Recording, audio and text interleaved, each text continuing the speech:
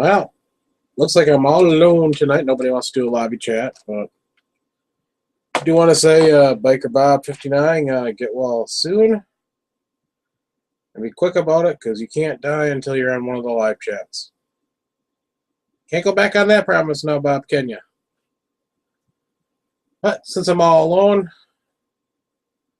nobody wants to join in, well, you get a lot of silence.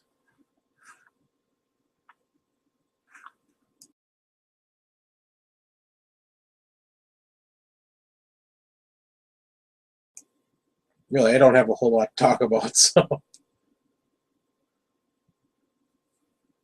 Oh well. I don't have anything to watch on Netflix either, which is a real first world problem.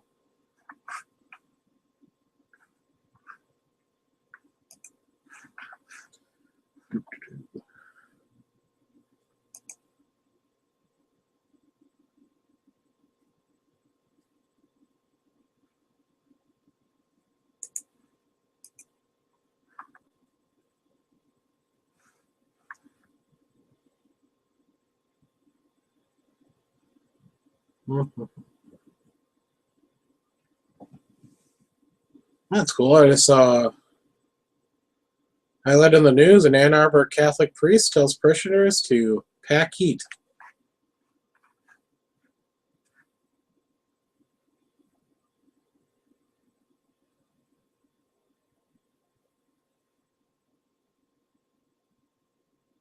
Another reason why I don't want to live in Florida, I guess. Monitor lizards invade Florida.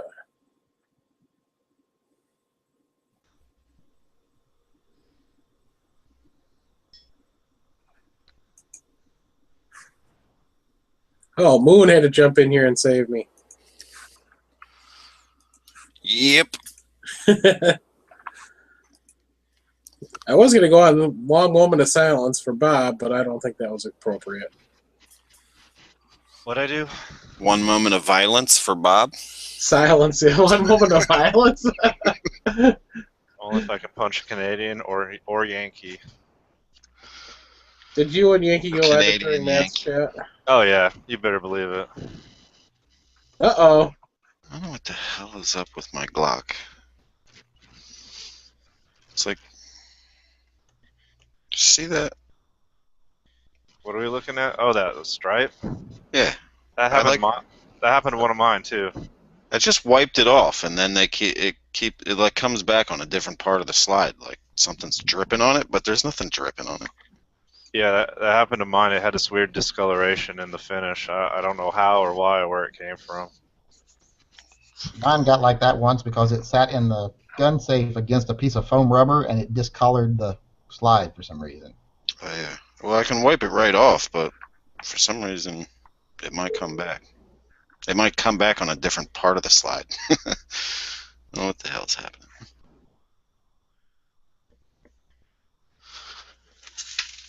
Didn't have that around any Cosmoline, did you? No. Yeah.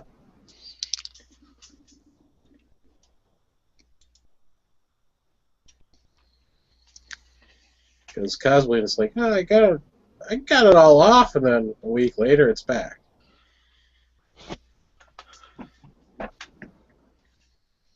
I haven't had to clean Cosmoline off anything in a while.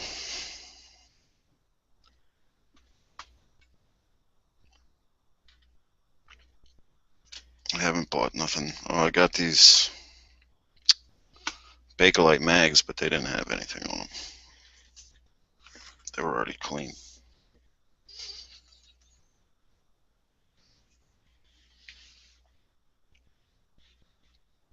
Yeah, did you hear about what happened in Cleveland?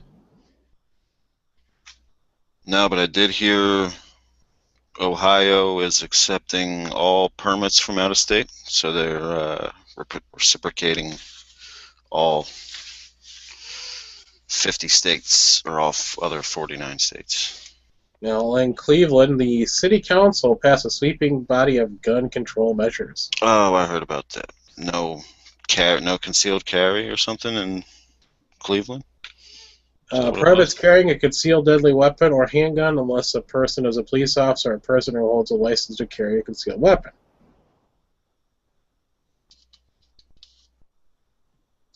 Requires a person who sells or transfers a gun who is not a licensed gun dealer to report such transactions to the police.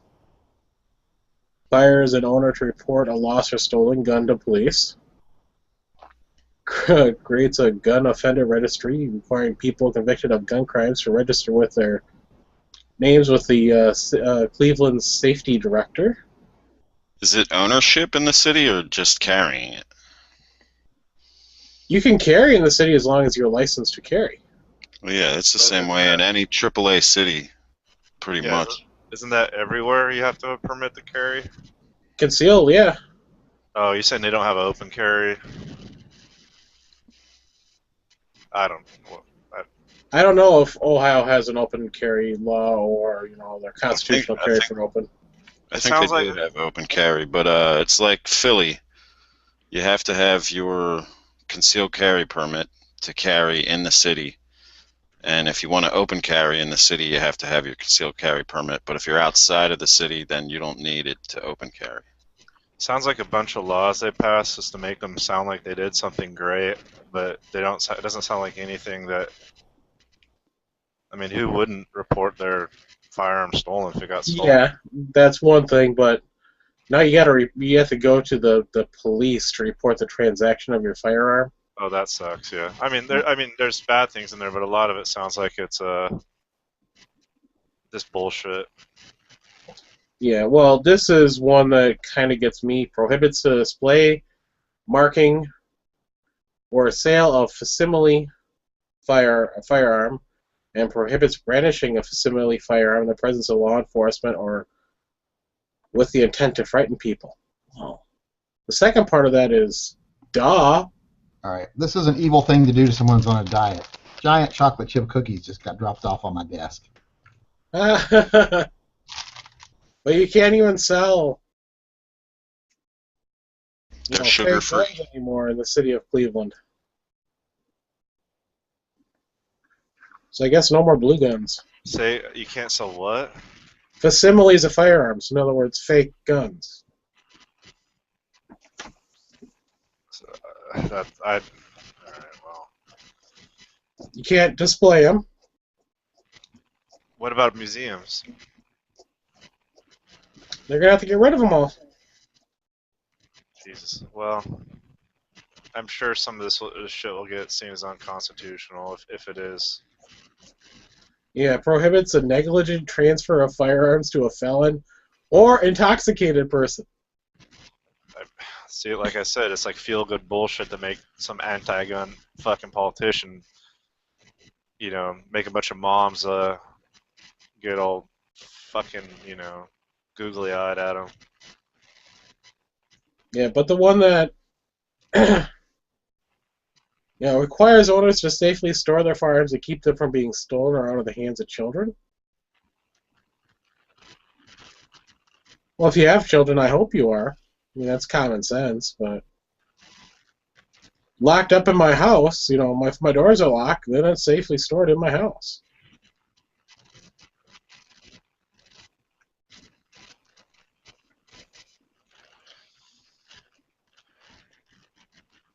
But the city council president, Kevin Kelly, this is what he said. The legislation was not designed to stop gun violence. And then, the rest of the quote is, encourage responsible gun ownership.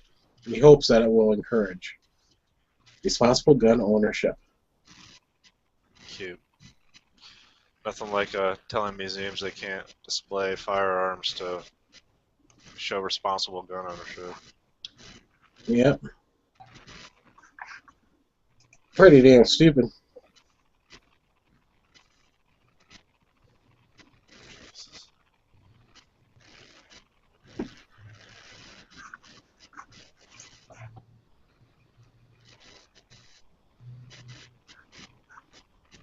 Island, I don't know about what, how Ohio's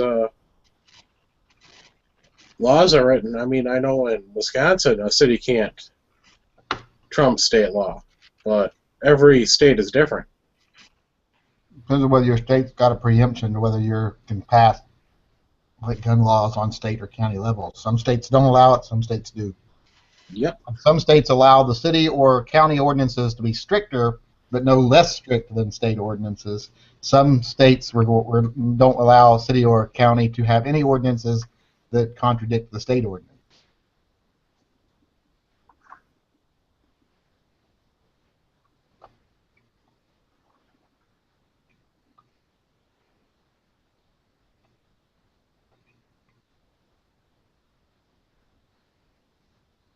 It's a good damn cookie.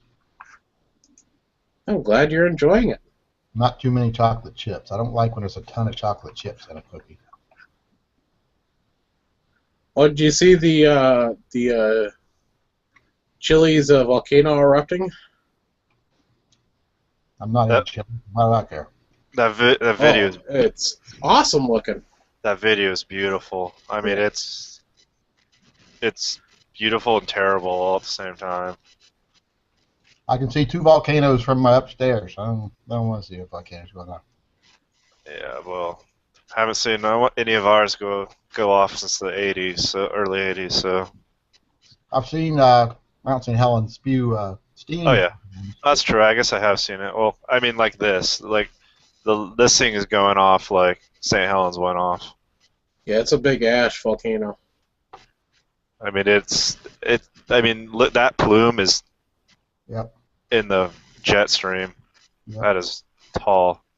And it, just looking at the pictures of it, I mean, it's... I love the fact it's creating its own weather. Yeah, you get to see, like, lightning flashes. Yeah, Yeah. that's amazing. Yeah, when Iceland's volcano went, that was, terrifying but beautiful at the same time. You got to... If we look east, if I stayed on my upstairs and look east, I see Mount Hood. If I look north, I see Mount St. Helens. Did you hear they got activity at Hood? Mm-mm. Yeah. Wasn't supposed to be completely dormant, but apparently they have activity. They started to find activity that they didn't think was possible or would be happening. Yeah. If I look east, I see a golf course. That's I look any other direction, I see trees. that would hurt the ski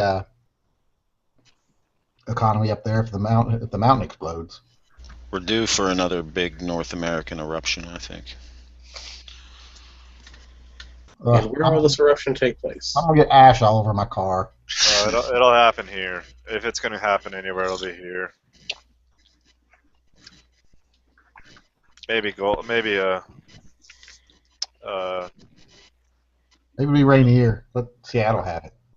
dude, if Rainier has a fucking eruption like St. Helens did, Seattle's gone. Ooh. That, because the way the mountain, if you look at the land, it would wash it all down right into Seattle if it goes, depending on what side of the mountain it goes. Yeah, I don't really like Seattle, so. Yeah, I don't really care. Still, that's million-plus people, right? They got cars. Tell them to get the fuck out. The only reason I don't like Seattle is because it takes, to drive about 10 miles takes about 2 hours.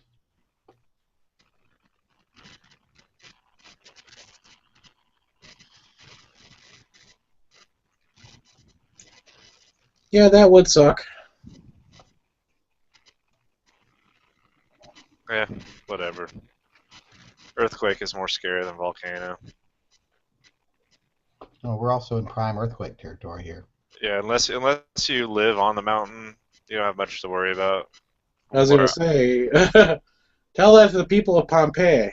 Yeah, okay, well, Pompeii is different. The people that died in St. Helens were either people that went there to observe it a little too close, or they refused to leave. Yep. And so, same thing. If Hood was going to go, it would be the same thing. Everybody get away from it. The only people that die were people that were dumb enough to stay close. It's not like there's Rainier is a whole different ballgame because Seattle is at the bottom of basically the slough or whatever you want to call it that runs down. So that's a different story. Finally finished going through that BuzzFeed. that was amazing. Oh, by the way, thanks for the recommendation on Turn. Oh, Turn, you like that? That was all Hawaii. All Hawaii Volcano Squad. it's not the best thing I've seen. I think if as far as period type drama, I think Black Flag or Black Sails, excuse me, not Black Flag. Yeah, the 80s, 70s punk band. No, Black Sails is a little better, but dude, it's good. It's like solid. Good actors, a lot of good actors. Yeah, I enjoyed it. Check out Black Sails. Wasn't that the one on like NBC or something? No, it's on Stars or one of those. Oh, okay. I'll check One of that those out ones that then. can show lots of TNA and guts and blood. Okay. And it's I think you can watch it on. I think Netflix has probably got the first season. I will look it up. It takes place I would say about 100 years before Turn does. I would say it's probably late 1600s, maybe mid 1600s. And it's about piracy in the Caribbean and Ooh. England's the whole like why, how, and who. It's not based on any true fact. It's totally fictionalized, but it's based within reality. It's not like they don't pull it completely out of their ass. And I'll say this though, one thing I noticed about Turn is their special effects aren't the greatest. There's No. episode 3. There's a green screen that's so bad. The guy's in that little sailboat, and I was just like, oh come on. Yeah, I know. But whatever, I don't care. It's still enjoyable. But on the other hand, the effects that they have on Black Sails are amazing. They have some shots of these ships, and they have like the sets that are on rotating. They like can mimic ocean by like the floor moves. Oh, okay, yep. Yeah, they have like there's a few ships that they have built on these sets that like move like the ocean, so that when the cameras are set up, like everything sways. I don't know. It's a good show.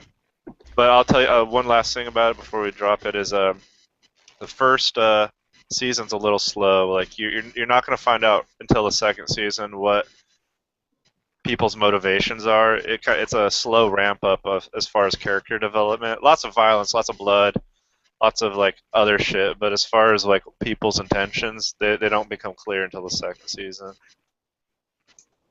And I think they did that on purpose.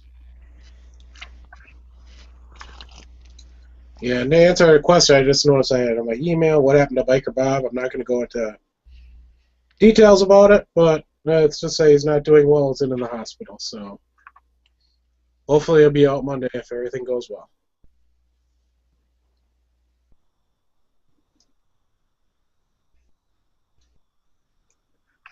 And now that I got my cough out of the way,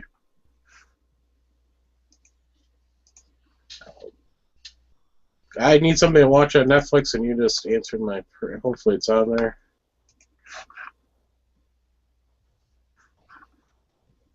If it's not, sorry.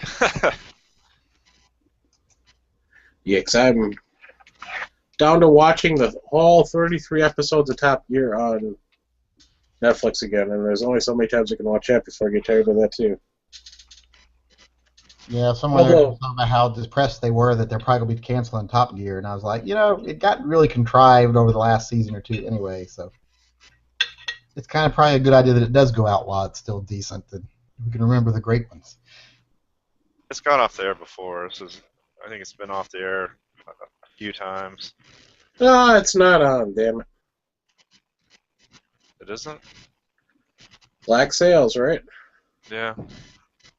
Can you rent it? Like get the DVD sent to your house or something? I think because it's on Stars, it's not going to be on Netflix. Oh, that's right. If it's Stars, yeah, they dropped it on Netflix a while ago. But I saw a few episodes of it. I kind of liked it. Oh, well. Oh, that sucks. I'll find it. I obtain it through nefarious ways. Maybe. Can't prove anything. Yeah.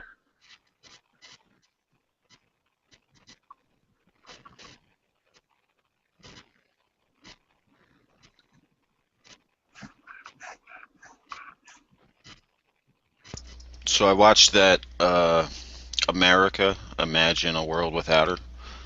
I thought it was very good. Really? Yeah, What was that on? it's on Netflix. It's a documentary by that guy that the Indian guy, the Indian American guy, made a movie about Obama a couple years ago. Oh. No, 2016. I forget it. Yeah, 2016. I forget his name. Yeah, I can't say his name either. Like begins with a D or something. Anyway, it was pretty good.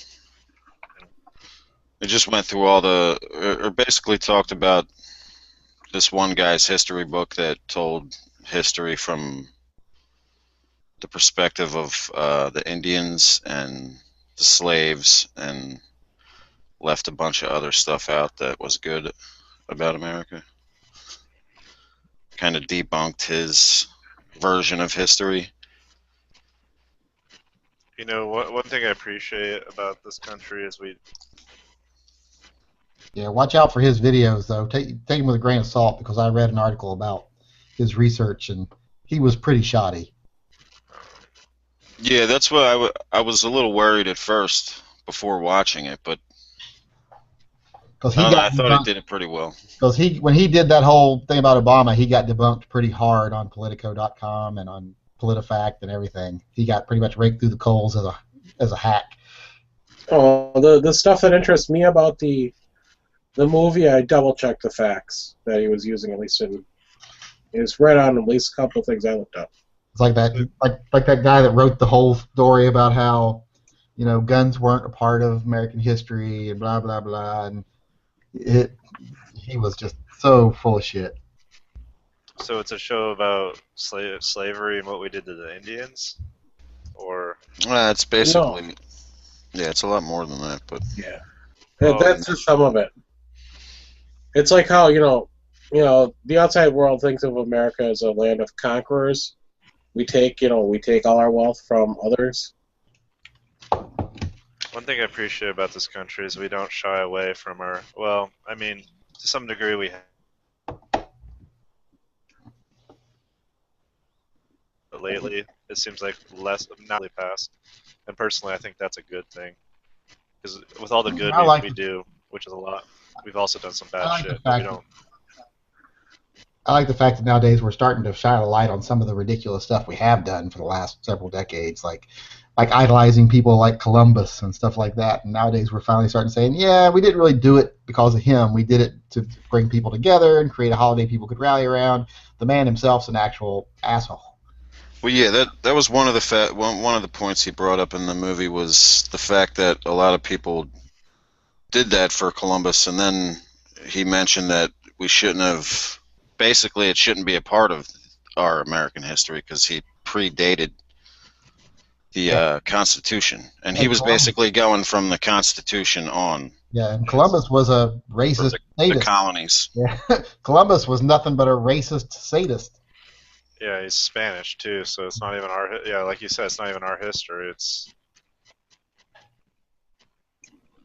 Yes, and he didn't discover America. He just found some islands. And we don't pretend like the South didn't do horrific things during the equal rights movement. We try to say, here's the things we did wrong. I mean, I wish we could say that we embrace these things sooner, but things change, and it seems like our history, the way we look at it, has been changing for the better. Rather than you look at a country like Japan that now more than ever they choose to ignore what happened during their history during predating and up to the end of World War II. Yeah, they like to try to pretend that they weren't warmongering racists that were trying to wipe out the rest of the world. Yeah, there's a really bad movement of history denial in Japan right now. It's pretty shocking. Oh yeah, the way they have rewritten it in their own minds is that they were the victims of two other countries going at it, and they got stuck in the middle and pulled into something they didn't want to be a part of, and tried to defend themselves, and bullshit. Yeah. pretty sketchy. That's a really bad. Denying something that monumental in history is even if it hurts to look at it. Like Germany is a very good example of Like Holocaust times. yeah, embracing the not looking away, not shying away. Like, yes, we did bad things, but now we're going to do good things, and we're going to learn from our mistake. Japan seems to be going not all of Japan. It's just that there's a nationalist movement. It's not everybody in Japan. It's not the whole country, but there is a large movement in that country to deny their deny what they did. Be right back.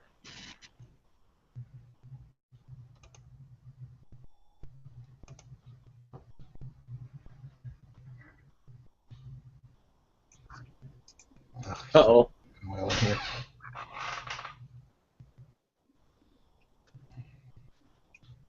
I was just going to go back there and post a link, and I see Jubio posted it.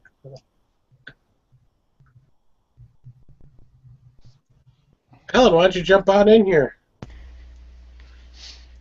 You talking to? Did you say Helen? Who's that? Island. Oh, Island. Yeah, it frickin' was snowing here today.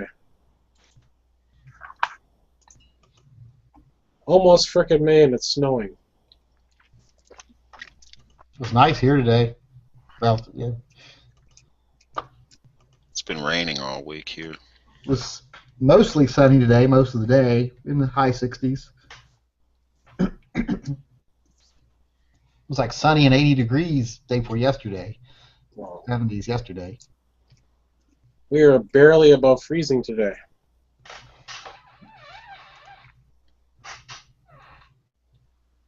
Thankfully, the snow just melted on contact, but still, it's just a pain in the ass.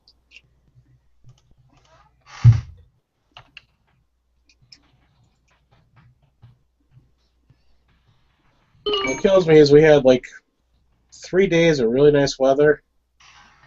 It got me used to it. Now I just want that nice weather to come back.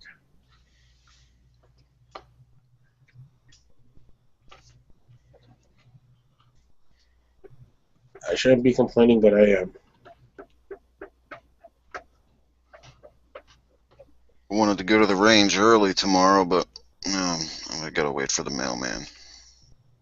Ooh, you gotta. Yes, I got the Scorpion delete, the ambi safety delete thing coming, and the pistol tube for it coming. So I wanted to go install all that stuff and then bring it to the range. I got nothing coming gun related. Yeah. If I had to wait for the mail before I went out to the range, then I'd be like, oops, too late to go to the range now. My mail doesn't come till what, 3:30. I won't be getting anything gun related until that H&K P30SK hits the shelves. Yeah, well, that's same here. I won't be getting a new gun until that comes out. It comes out in June. Yeah, I'm #1 on the list at Prepper Gun Shop for the version 3. So. Yeah, I'm hoping I got it on order at a local gun shop. So I'm hoping they get it in. I guess in the middle of June. Yeah, I'm hoping. I can wait that long for another gun, I guess. Yeah. And for me, I'm just waiting for, saving up for some FPV gear and a quad. So, what? Quadcopter and some first-person view gear.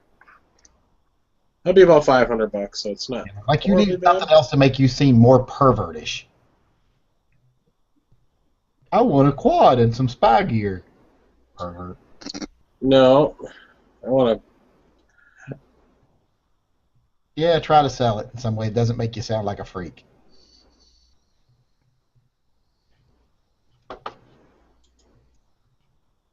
Do they have ones with night vision on them? Night vision cameras?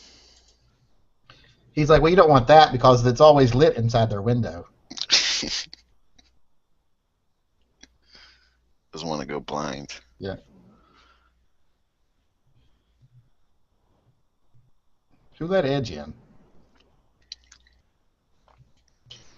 The almighty. Don't you have your edge filter on? Came here to class this chat up.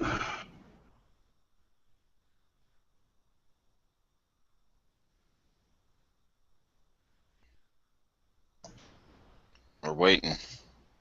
I'm working on it. I'm still thinking of something really good to say. Working on it. Well, we should hear from you again in a year or two. Yeah, you can talk about Bob. He told me to tell to basically to let the folks know Okay. So the hard drinking, chain smoking old man had a heart attack, right? two of them. But he's in Canada, so he should be able to get like a free baboon heart like within a week, right? Mm. He's put in? Put the stents in him. He should be out by Monday, according to him. Assuming there's no complications. And he's gonna do a big celebration from the bar. You know, he's going to have erectile dysfunction now, but that's not going to matter. I told him as a gun channel's already dividing up his guns, and he's like, "Yeah, tell him to fuck off." Yeah, make it down here before you die, and then we I can don't just want back any your of his stuff. guns. You'd have to get the stink of Canadian off of them before you ever use them. That's going to come off. All the magazines are riveted to 7 rounds or whatever. I'll it get is, the 5 stink rounds. off that SVT 40. I think Canadian guns won't fire if they're actually pointed at anyone or anything. So Yeah. Yeah, I was surprised to hear that, or not surprised, but I was going to say surprised, really. well, I mean, you don't wish it on anybody. I mean, Well, wishing it on someone and being surprised are two totally different things. so I was like, yeah, wow, man. I said, hope you feel better. He texted me about 3 o'clock today. Federal time. That's 3? Oh, wow. So they're gonna tell me to make some lifestyle changes, so see how he works that out. We'll try being Yeah, strict. no more beer, no more smoking. That's not going to go well. You mean he's going to change some behaviors, not lifestyle changes. Lifestyle changes means he'll be like shacking up with some guy named Bruce in southern Vancouver. I Some don't, guy named David. I don't think Bruce Jenner goes to Vancouver. Now, Bruce is just a very gay name. Next to Kevin, I think Bruce is the gayest name in the world. And I'm not saying that because of Tack Daddy. I'm just saying it because I've always thought Kevin was a very gay name. I was gonna say, I know Stone guys. Yes, Stone Guy's first name too, I think. Yeah. You are correct. Like if you ever know a male florist, they're always named Kevin. Or Shaniqua. No, they wouldn't be named Shaniqua. All right, Shane. Is not, or not Shane, Sean. Yeah, because it was Shaniqua. Sean. Does it matter how you spell it, or is it just spelling altogether? People who spell Sean S-E-A-N should move back to Europe. Yeah, I remember I used to work at this one tech shop, and you remember what was that actress's name? Sean. That's a very arbitrary hate there, by the way. The one from Blade Runner. Named Sean Young. Sean Young. Yeah, I said, she was. This was like almost 10 years ago, and I was like, hey, she's still looking pretty good. Sean Young's still looking pretty good. He looks at me. He's this good old Bible chucker. I'd appreciate you keep those comments to yourself. He thought I was talking about a guy, and I was like, first of all, I'm married. I was like, come on, dude. This person's name's Sean. It's like I know guys named Ashley, and I was like, I would have just assumed you were a lesbian. no, I'm too hot for that. I'd say you're about a wallet chain away. He doesn't have the facial hair of a lesbian. Yeah. There's this one Sonic right by my house, man, where you can tell like the manager is like trying to like grow a little mustache, and it's very, very, very, fucking, you can barely see it. It's like peach fuzz. And my daughter asked me, why does she have a mustache? I don't know. She likes mustaches. There's all kinds of girls to There's a lady who works at the Home Depot or the Lowe's around the corner from me, and I'm pretty sure she must be on hormone therapy because she does have a goatee. I mean, not just like Buzz. I mean, a goatee. but she's obviously still a woman. But she must be like transitioning or something. Sure, she's a And she She's also part of the works, circus. and there's also a guy that works in the tire department at the Walmart here locally, because I went in there to get a key made the other day, because the only place that could do the key that I had needed to make to get done. And he's obviously a man, but he's got his hair in ponytails and he's wearing a skirt. And like, well, you know, for Walmart being progressive here in Oregon or Washington. Are you sure that lady at the Home Depot is an Amish? Oh no, she's full blown bull dyke. We don't have a whole lot of Amish here in Vancouver. I was gonna say Moon probably does out in Pennsylvania. Yeah. A lot of Quakers and Amish people. I get them confused and they get pissed. Yeah, Wisconsin's got its fair share too. I can never tell Mennonites from Amish, from Quakers, from any of those people. They all just look like Ancient folks. So I used to go to this farmer's market and I'd see what I thought was Amish people cooking using all this electric equipment, and I'm like, what are you guys doing? Aren't you Amish? And they get real pissed. We're like, we're Quakers. Like, sorry. I just gotta love any religion, like the Amish, that throughout the course of human history, from caves to space shuttles, decided that the human race got it right in God's image about 150, 200 years ago. That was the perfect point. It wasn't anything before that, or Stop evolving now. Yeah. Stop evolving your technology. Yeah. And That's when we got it right. I'm like, that's real arbitrary to me. Check this out. I used to work downtown at where all the conventions are at this mall, and when the conventions kind of break or they're over, they all filter into the mall. I mean, there's a shitload of people wearing this old garb from fucking forever.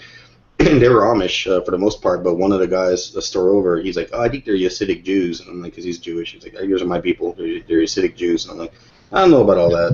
Did they have nice curly sideburns? No. But he's like, I think those are my people. No, I don't know about all that. They're Amish. And I was like, I thought they're anti-technology. Wouldn't a convention be, a gathering in a metropolitan city? They're not. If it's within use of business, then they can use cell phones. Okay, it depends on what sect, but for the most part, outside of the hardcore Amish, if it's within your business, you can use technology. Because they're not stupid. They realize they have to use cell phones and shit so they can sell things and make a living. Well, they started their own mafia too. See that show? Yeah. Yeah. I never saw the show, but I saw commercials for it. I don't know. After watching that Scientology documentary that HBO put out, I don't care about anybody. They're all fine except for the fucking Scientologists. Holy And by the way, they're Mennonites, not Well, Amish Mafia. I mean, I like to say, it's funny to say, well, the Scientologists are obviously crazy because they believe that life on another planet came here and blah, blah, blah. And we know that there's billions of other planets. But we'll say that's crazy, but it's not crazy that some guy walked on water, turned fish into 1,000 fish, and some magic genie in the sky flooded the earth and put 2 of every animal. None of that's crazy, but the spaceship's crazy. That's not where I wasn't. That's not why I think they're crazy. Yeah, you got to watch that documentary on HBO. You don't have to tell me against the Scientologists. The alien shit was the most sane part of that whole thing. That was like the low bar. Well, here's another thing too. If you think that's funny, watch one on the Mormons. Oh, I'm sure. Oh yeah, I know. I mean, the Mormons didn't accept black people until the 70s. Well, the Mormon definition, the Mormon explanation why some people were black is because they bore the mark of Cain. Native Americans and Indians were not a different race. They were basically the only people were white people. But if you were marked with the mark of Cain, you were evil. Your skin turned red or black. So that why they dressed up as them to massacre other settlers at the time that were impeding on their territory. So it's a fucked up religion and pulling shit out of a hat and magic sheets and all this other crap. It's weird. Yeah, it's magic underwear. Yeah. Well, I'll tell you, man. I met some of the LDS people, and it's kind of crazy. I don't know if you looked into it, but basically, you join, they send you all over the country, maybe all over the world. I don't know, but at least the people I met, they're from California or fucking Montana. I'm like, what the hell are you doing in Texas? Well, they send us here, to spread the word. We try to, help people. And they'll tell you like, hey, what do you got going on there? Do you need me to help you fix your toilet or something? I could do that. They always try to offer some kind of service, try to engage in a conversation. And I'm there cleaning my guns in my garage, and they come like, yeah, you want to help me clean my gun with your white shirt? We used to have, my mom used to, the Mormons and everyone would come over, and we would go to their church. They'd come to our church. They'd come to our house. We'd have cookouts, So I got to experience the Mormons pretty early on in life. But initially, they're extremely polite. Well, they're extremely polite, but they're a crazy cult. Yeah, their religion. Like if you, again, people that are Christians, that when you compare it to a Christian Bible, it's just like, what the fuck are you talking about? They are a fucking harmonica and tambourine away from being Hare fucking Krishnas. I don't know. I don't know much about Mormons, so I don't really have an opinion. But after And a haircut. there's a church of Scientology, you know about that big ass. Do you see that new church of Scientology they built downtown? No, you're just saying it because you don't have enough Thetans in your blood. Yeah, well. Well, I I mean, like the idea of multiple wives, though. Really? That I would live in a different house. now, you've been married once, dude. You don't need Are to get you married. married? Yeah. Yeah. I was going to say, I've never seen very many people that are actually married espouse the idea of multiple spouses. That's what I'm saying. They have to live in a different house. Be in my own little, like, It's hard enough bachelor to bed. it's hard enough to not smack one spouse in the mouth every day. You can just line them up, though, and then run down the line. Got the FLDS, which are the ones that do the what's called polygamy. They wore like the whole family wears like one colored dress, to basically know what family they're from and shit. It's pretty crazy. And their leader got locked up because he was doing all kinds of fucking fucked up shit. Jeff something, I forgot what his name was. He's doing like almost life in prison for some of that shit he did. Yeah, any religion. Once there's people start using it as an excuse to get their rocks off or oppress other people or justify their violence, that's when they've gone over the line. I don't care. I don't care if you're a Buddhist. If you cross the line, you've crossed the line. I know there's not a lot of people Bill Maher fans, but the movie Religious Lists or whatever the title was, it's pretty interesting. You watch it because he goes to Puerto Rico and there's one guy he claims he's a descendant of Jesus, and Juan I forget what his name was something, but he claims he's a direct descendant of Jesus, and anybody who argues with him is obviously a hater and blah blah blah. But he has a good following over there, man. And he's like, so what's it like to be this, the heir of, one of the sons, descendant of Jesus? It's good. It's good. He keeps talking. He's just really promoting himself, but it's pretty fucking great. Is he an Arab? No, he's Puerto Rican. Oh. I'm not sure, but I think if Jesus did have descendants, they wouldn't be Puerto Rican. Dude, he can walk on water. He can go anywhere he wants. It's just gonna be a long walk. Just Man, have you walk seen to most Puerto of Rico. them? No, he also that he claims he is Jesus Christ in living in the flesh, living too. There's like a reincarnation. Yes, exactly. It's another fucking Ramtha. I get so sick of those people. I have a friend who still believes Ramtha shit, even though the person that claimed to be Ramtha has already been convicted of being a scam artist twice and in prison now for doing it. But she still believes that Ramtha was the reincarnation of this ancient Atlantean ruler.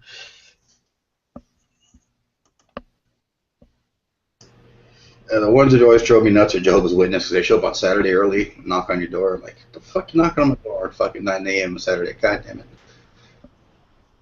What's wrong with you? Nothing wrong with it. Yeah, I got no problem with most religion if they use it for good purposes, but nowadays religion is just like politics. It's all about the money and the power, and it's not about control and not about anything else. I just wish they'd reimpose tax. I know people don't want taxes. People always fighting taxes, but religions that gain a lot, absorb a lot of money. It should be Pay taxes on every dime that they don't send right back out in charity work. Exactly. A lot of people think that that religions have always had that, like from freaking ever. No, it was LBJ who passed. Who And then Bill Johnson's the one who set that up with Billy Graham when he wanted to get his policies or his future plans basically accepted by their Pew congregations that they had. And he said, to do this, I'll also give you tax-free benefits for your organizations. And they got that, and there's no looking back. Why Scientology is so rich. Since I ruined my diet with cookies, I'm going to make myself a baked potato. I'm surprised you haven't seen you eat a watermelon in a while, man. It's been a year or so. They're not in season. Right now? And since they were in season. No, watermelons aren't in season in early spring. Nope. I've never looked into buying one this early, but no. You can get the fucking hothouse watermelons that taste like cantaloupe. I don't know. I always kind of thought they tasted like wet styrofoam. It's like cantaloupe to me. And just like bleh. Watermelon, kiwi, pineapple. I don't like cantaloupe. Cantaloupe, I don't know. It has this weird taste to me. Oh, I like cantaloupe, but I gotta put salt on it. You Jewish? No, I just put salt on cantaloupe. It makes it taste sweeter. I put salt on cantaloupe. If it's not super sweet, I'll put a little salt on it. Same with watermelon. If it's not super sweet, you put a little salt on it. It tastes better. Mm-hmm. I put salt on watermelon all the time. If it's a really good sweet watermelon, I don't need it, but I like it on watermelon. Yeah. See, down here we put that chile limon stuff on like all the fruit, or a lot of people do, and it just gives it that extra flavor. It's a combination of salt, lime, and some chili. But anyway.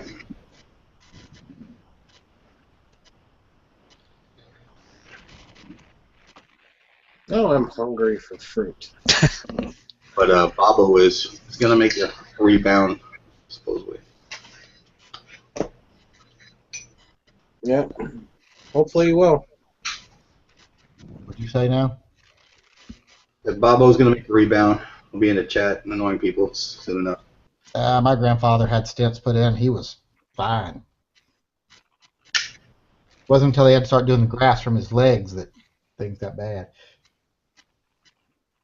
That was only because they told him, you need to quit this, this, and this, and he said, screw that. And he just died. This is my grandfather, my mom's side. And that was back in the late 80s probably when he got his stents, and then in the early 90s when he got his grafts.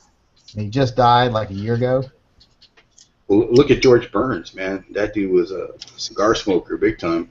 I don't know if he was a big drinker, but he lived his life. Some people can do that, some people can't.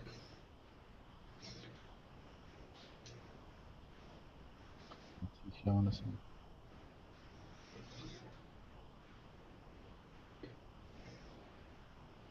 See a lot of videos, people coming up with a Glock 43 now. Man, I held one of those in the gun store today, and there's no way I get one. I mean, it's almost like it's so slick it'll fly right out of your hand when you shoot it. What's that? What are you talking about? The 43. It doesn't have that Gen 4 texture. Oh yeah, I saw my first one. It's real small, like the imagine that texture, but they ground it down to where it's just real small nubs. Yeah, and it doesn't even look or feel like a Glock to me in a way. It looks, I don't know, like someone. It looks like someone slightly melted a Glock. Did you try to take the magazine out, Yankee? No, it had an extended magazine in it, and I didn't take anything out. I didn't mess with it. I mean, it was tight. I mean, the magazine, you had to like force it out and in. I mean, that's how tight it was. I just got to pick it up for a few seconds and hand it to somebody else. And everybody wanted to see it that was there, and I didn't want to get in everybody's way because they might actually be buying it, and I wasn't. Yeah, I'm thinking about doing a video about that without handling one. I'm going to check my local gun store and check it out, but just basically thinking about some of the theories that people have been talking about. If people, the Glock, I don't want to say Glock tards, Glock fanboys, whatever, that are going to buy this gun, are they going to dump their Glock 42s to get this gun, or is it going to be another add-on to the collection? You know, and I so think a lot of the guys that bought 42s have already dumped them or gave them to their girlfriends or wives. I thought I wanted it until I saw it. Now I'm not sure. I'm not changing. I don't want one. I saw it, especially because I looked at it and I was like, would I carry this over just carrying my G19 or my G26? And I was like, no, I'd carry my G26 before I carried this. yeah, the biggest, I mean, that's one of the things I'm thinking about doing a video and bringing the subjects or the issues with it is the modularity of one of the biggest selling points for Glock is, you know, being able to change magazines and go big on a smaller gun, and you take that away. Well, I mean, what do you got left? What's left outside of a gun that's competing with a lot of guns that have already been there for a while, like the car? Yeah, like I said, those magazines won't even drop free. They're in there tight. I think I'd almost rather have a 42. Yeah. Pick a used one up cheap now. Glock didn't make it very public that they redesigned the 42. And Yankees one of the first people I heard talk about it. And my buddy has the very first, you know, build that they made of the Glock 42. His works just fine. Not one freaking issue whatsoever. You see Tony and other people that had issues with it, and then they redesigned some of the internals. And a lot of people had that problem.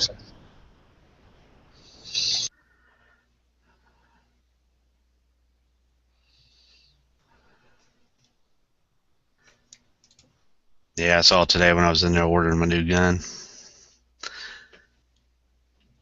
Yeah, it doesn't seem like the 42 when the 42 came out last year, everybody was trying to buy it, so they were like jacking up the price to meet the or just be a dick about it, whatever you want to call it, meet the fucking to fill the need that people wanted to buy it and how much they want to pay. Where this gun is coming out, and I think the retail price is $4.99 or what is it? What are you seeing it at? What kind of prices are you seeing? Well, MSRP is what, $580. My shop had it for $4.99, I believe, or something like that, $4.80. Mm-hmm. I know at gun shows they were selling it for five. He said anywhere from $5.25 to $5.50 at gun shows, and people were paying it. Well, I mean, the buzz is over if you want to be that guy like on YouTube or to make a video. I've seen all the people that I know on my Facebook that pre-ordered one. They got theirs pretty much without a problem. But I also see a lot on Gunbroker that are selling or are trying to. They're listed for $750, $775. Damn. Like, no thanks. I need to turn my volume down. I mean, I don't know. Unless you need to fill that niche, that gun that you need to add to the collection, or maybe going into pocket. Which I don't understand. It's not a pocket tool gun with its size because it's the same dimensions but minus width of a Glock 26. Again, I mean, I have a Glock 26 and a Glock 19. Hey, Luke. Hey. Come on, Luke. Oh, I'm scheming really hard right now. I put that Tech 9 up for sale or trade, and some people offer me some pretty good deals on trades or whatever, but it's about ready to screw me because I negotiated with my wife for selling the gun for cash. Did you guys see video today on those grips? 19. I don't know. It was all not necessarily a lot of 1911 people here, minus me and Luke and so on. But they're making this one company from it's called Loke, whatever they're called. That they're doing pretty much grips is like VZ, but they're doing them for 92 FS, Berettas, CZs, 1911s. I forget what other model as well. And he's pretty much making the same exact product for the most part, without comparing them, in your hand, for like $49 shipped. I might try them for a CZ. They're good looking, man. You can check his site out there. You can check out Pete's video on the Armory channel, and they're pretty neat. There's another guy who does a good job too. I think he sells them for like $45 on eBay.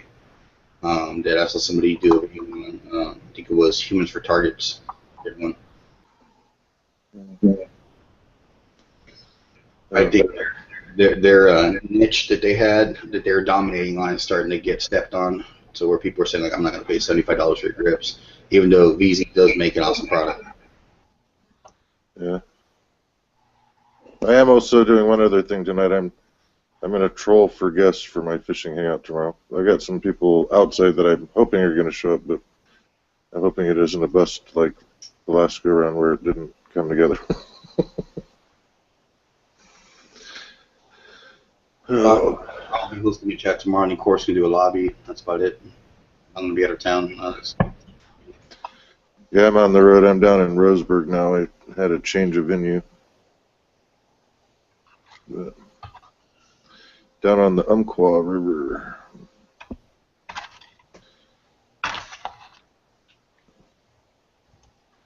What's the latest and greatest? Anybody get any new toys in the last week or so? I just ordered me a FNS compact. Right on. Should be coming Friday morning. They look pretty cool. Yeah. I'm waiting to see if they make a flat dark earth frame. Oh, hold on. I was just about to order one of those when I was literally going to order one of those the next day when I saw that the P30 SKs were coming out. Mm-hmm. I still might get one of the FNS. Classic Firearms did a video where they got a bunch of Mosins, and they're trying to also push them, but they're basically saying that they don't know the situation, and I don't know, rifle or whatnot, that it's a good time to buy a crate if you want a crate, or if you want to buy a rifle.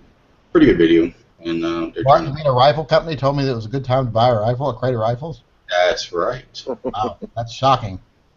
They're not a rifle company. They're more of a Importer. Without nitpicking things too hard, what do you guys think generally good condition M1 Grand's worth these days? Wow, you got one to sell or are you looking to buy? Depends. Well, if somebody's wanting to trade me with cash for the... I thought you had one you're looking to sell. I was going to tell you $100. Yeah, right.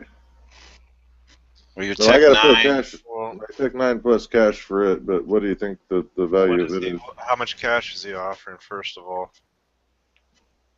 Between the Tech 9 and... Yeah, I mean, what is he pricing this thing as? Like, how much?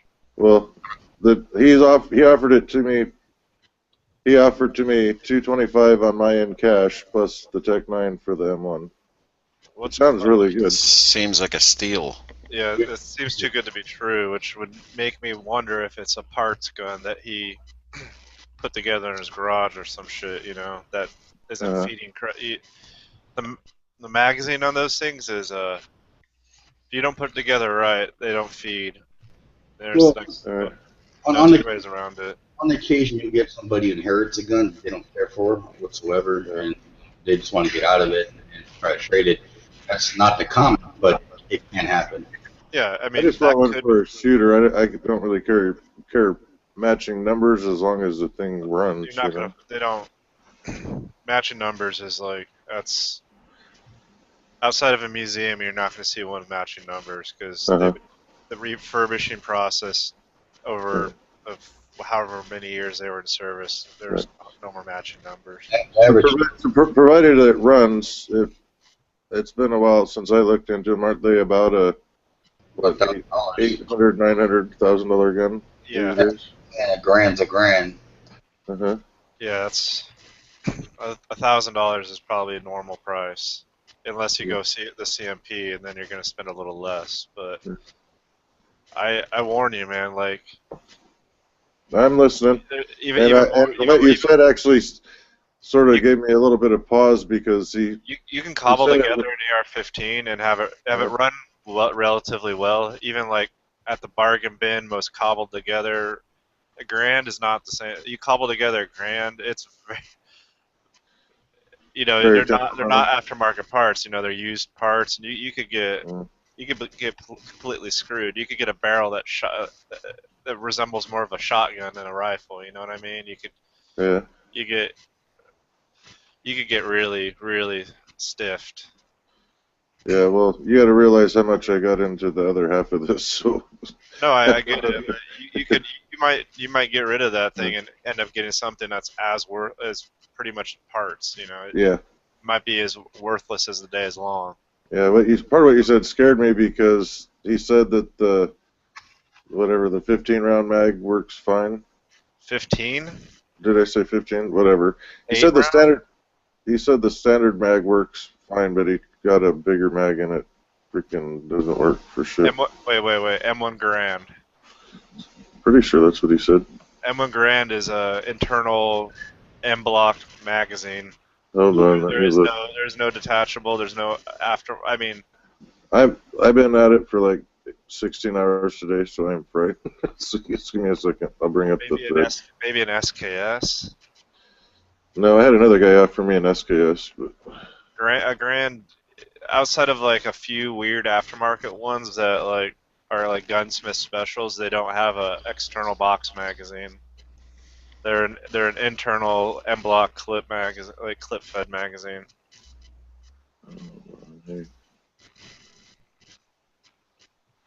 He's either full of shit or he's full of shit. Hey, you're watching M1 Grand, like the movies when you see them, like World War II movies. You hear that clean, ding, fucking pop. yeah. All right. I've seen ones that have been refurbished or rebuilt to take magazines, but they're not common and they're not. It's not. Okay, I misspoke. M1 carbine. Oh, that doesn't make a difference, right? So it's an M1 carbine. Yeah, that's what. Same thing though goes with M1 carbines as Grands. They can be cobbled together. They're a little less temperamental because they're so basic. You know, they're a lot. But same problem. You can get shot to shit parts that aren't worth a damn. And that, you know, M1 carbine, it can make a better Maraca than a rifle. You know what I mean? Yeah, he says the 15-round mag works good. 30-round was a POS, but he could have gotten it at the gun show, and it could have been a Powercraft mag. I don't know. I might end up passing on it because I really just need to get the cash so I can get that other pistol in my safe. I don't know. The bitch of it is I'm probably going to get more value out of it in a trade than as a cash sale, you know.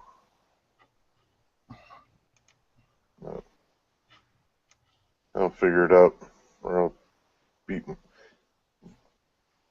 play mental judo with my wife and get both guns.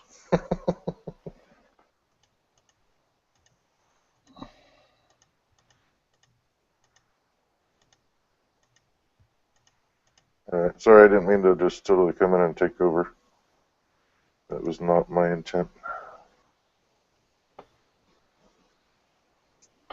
No problem. It gave me a few minutes to fly a quarter round, so I was good with it. Those things look like hella fun. I watched a couple of videos where guys are flying them, and they had a lot of experience. It was obvious, but still looked like a lot of fun anyways. Well, they are a blast. A lot easier to fly than, collective pitch helicopters. Yeah. I had an RC helicopter once. They say it's harder to fly an RC helicopter than it is to fly a jumbo jet, and I believe them after trying it. Oh yeah, they're extremely difficult to fly. Mine even had a Pizio gyro and some other fancy shit on it. I got it for my cousin, but I never successfully did much more than fly it for more than half a minute before the thing ate dirt. Yeah, I'm lucky when I can get through one battery, which is like 6 minutes of flight time if I'm lucky, without crashing, and that's just trying to keep it in a hover. Well, part of my problem was my cousin had got it all put together, but it needed one of those people that had flown them before to get all of everything synced up and the gain rate set right and all that shit, and I never got that done, so it was a crash waiting to happen. Mm-hmm. Even with the big, I had training wheels on it to fuel these aluminum rods with little balls on it, so it kept it from flopping on its tops too much. But I know what you're talking about. sold it on eBay for way more than I had into it. Which is always nice. Mm-hmm. I love eBay. Buy low and sell high. Buy low by finding stuff that people misposted by misspelling stuff. When you sell it, make sure you got everything spelled right and every tag you can imagine for the people to see it, so you can get the top dollar. Yep, that's the key. Well, also, there's lots and lots of people on eBay that just don't care. They just sell stuff. I mean, I buy knives all the time that are, you know, 40, 50 bucks, 60 bucks, and resell them for a lot more. Mm-hmm. Yeah, you can make some money there. Remember one time my wife and I stopped in at a Goodwill, and my oldest boy was into the what are those battling tops called? I forget the name of them. Beyblades. Beyblades. There you go. Anyhow, so Target had donated a bunch of Beyblades to Goodwill because they just were cleaning out inventory or whatever. So I bought these Beyblade things for, I don't remember, $2 or $3 a piece.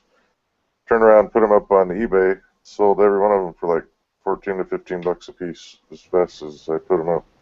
The only thing I like about eBay is when I sold a pair of Oakleys for like 340 bucks or whatever it was, I freaking got a bill from PayPal. eBay charged me like, you know, a couple bucks for the sell or whatever it was. PayPal charged me almost $30 for that transaction. That'd be 10%. I've never heard of anybody getting 10% fee on PayPal. Yeah. Yeah, eBay does 10%. That's pretty normal. Yeah. Yeah, PayPal sends you a little bill and they charge it to your, you know, whatever you have set up as your PayPal. And I was like, really? So, you know, I've got $330 something, so you're gonna take $30. Yeah, the people that kill me on eBay are the ones that put shit up with the reserve. You put it up with the reserve, half the time it's not going to move. Yeah, if you put it up for $1 and have it well labeled or whatever, it'll sell for max value. The ones I love even more than that on Gunbroker or eBay are the ones that put stuff up and they say no reserve, and they even put it in the title, no reserve. Right. Then you look and they've set the opening bid at like right at MSRP. Right. Yeah. Yep. They don't get much attention for me doing that, but yeah. Yeah, I don't offer free shipping, so I just start at 99 cents plus the shipping cost. So if it sells for 99, I'm not even shipping. Works that way. Yeah. I started doing free shipping and just adding it into the cost of the item. Like, just you can ask a little bit more for stuff.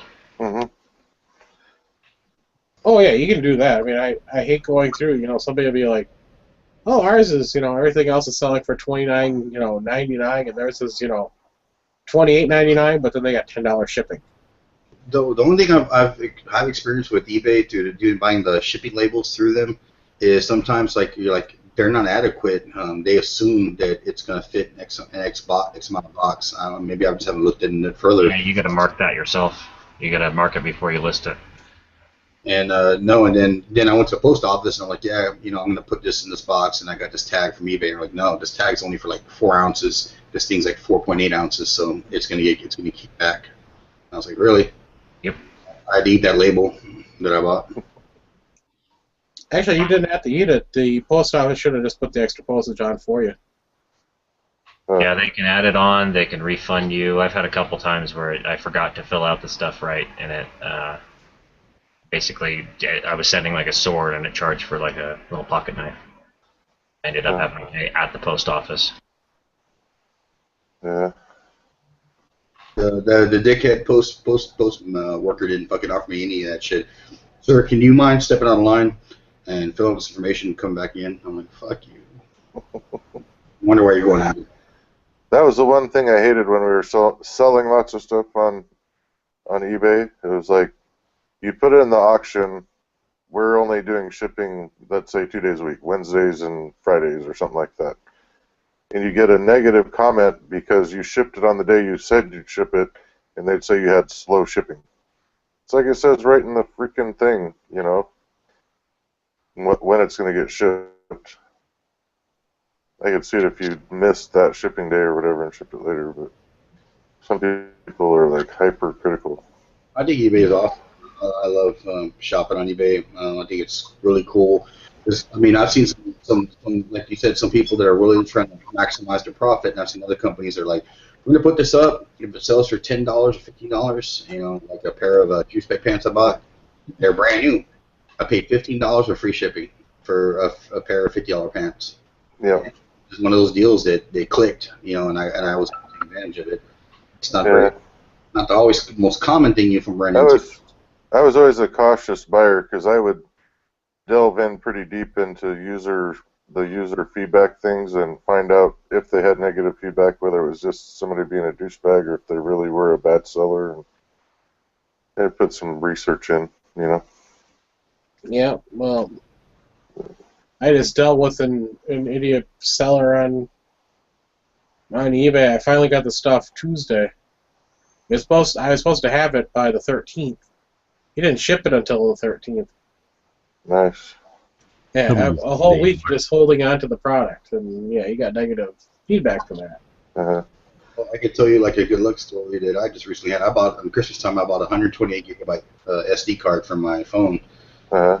Got it, and it was always as soon as the phone would go to sleep, it would unmount the card, and it has understand a little Samsung booth over at Best Buy, and they were like messing with it, and the performance speeds were horrible. My little SD card, and then I bought another one. It was working just fine. So I looked at them. I finally looked at them again. And I was like, dude, this fucking thing's counterfeit, dude. And it came in the proper packaging. Everything legit. It wasn't like in a fucking Ziploc bag or anything. You know, it was legit. And you know, so I filed a complaint with PayPal, and 4 months later, they issued me a full refund for like the $100 I paid for it. Cool. I was like, dang, man, and the system You worked. got a brand new cell phone for just $100, and you were surprised that it turned out to not be the brand. No, it was a SD card. Micro SD card. Memory chip. Oh. It took them 4 months. It never took 4 months with me. No. I didn't. I fucking didn't get into. I was lazy and then didn't complain about it till I finally looked. I'm gonna take the sucker in. I had tested it over at the Samsung booth at Best Buy, and that's when I realized. I looked at the other card that I bought. It was legit. Again, this thing came in complete legitimate packaging for the most part. It wasn't like a Ziploc bag. And then I compared it to. I looked at them, and the graphic. The labeling was offset, like on the chip. That's when I realized, dude, this is counterfeit. And so I contacted PayPal, made a complaint, placed a complaint with them, and then about 3 weeks later, they refunded me the whole purchase. The guy agreed to refund me because I said, you're selling fake shit, dude. This is really shitty of you because I love to buy on eBay and I love to sell on eBay too. Some things I've sold, and people like you really are dicks, dude. Basically, and they sent me my money back. Got a full refund. Yeah, I only buy from U.S. sellers on eBay. This was a U.S. seller. I know. I only buy from U.S. sellers because I'm way too leery of the Chinese counterfeit crap. I made that mistake once. I ordered a pair of grips off eBay and didn't know that they were for a Colt, and didn't notice till after I ordered them that they'll ship from like Taiwan. Hong Kong. Yeah. Wait a minute. There's no R in Colt. Yeah. It literally. I don't think I ever saw those grips. You didn't even get them sent to you? I don't think I ever got them. And they were really cheap, so I remember thinking, I bet they priced them cheap enough that when you didn't get them, you wouldn't care, make a big fuss about it. Because I don't think I ever saw those things. Yeah. Either that or they came in and one of your kids' circular failed them for you. That's happened before, but I don't think that was the case. They're probably in your garage someplace. And yeah. It's sort of funny. Somebody was asking about the piles of free loot you get. Yeah. Yeah. Just another bag of swag.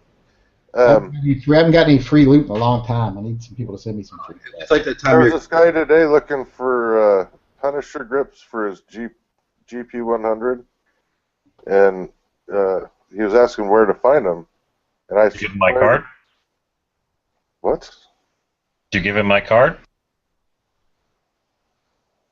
No, I didn't even think about you, honestly. Sorry. This is one of those guys that's probably not willing to pay what you're worth. But Gotcha.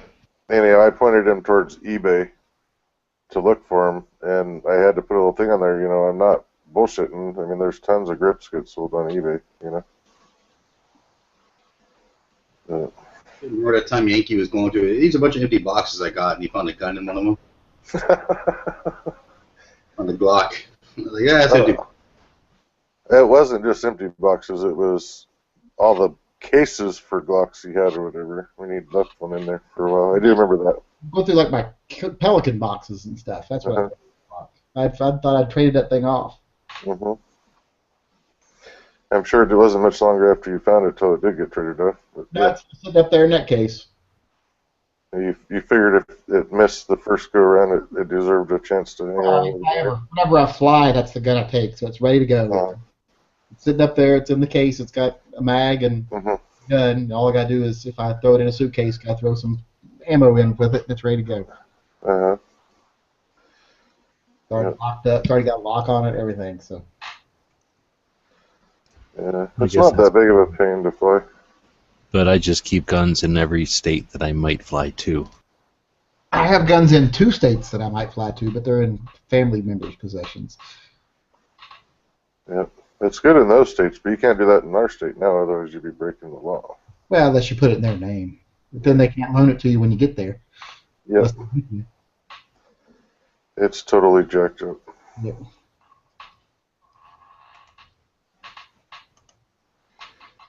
It's safer.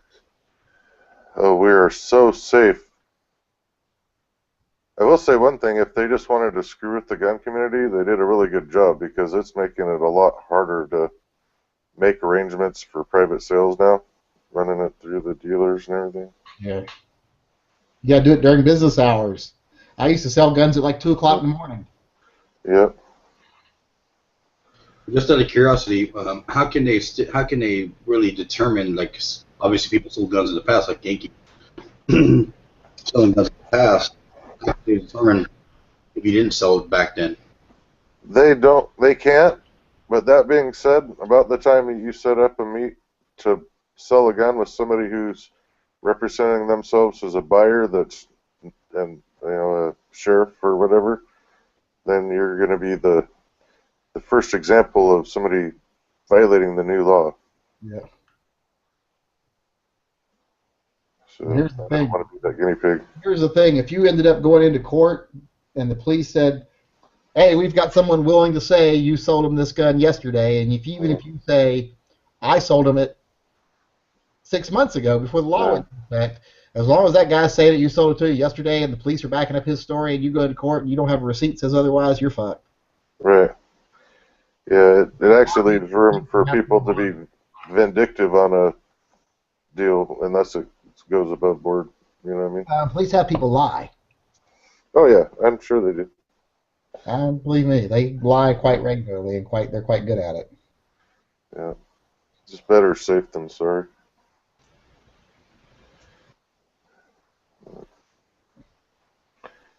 But the post office and the FFLs are enjoying the shit out of it.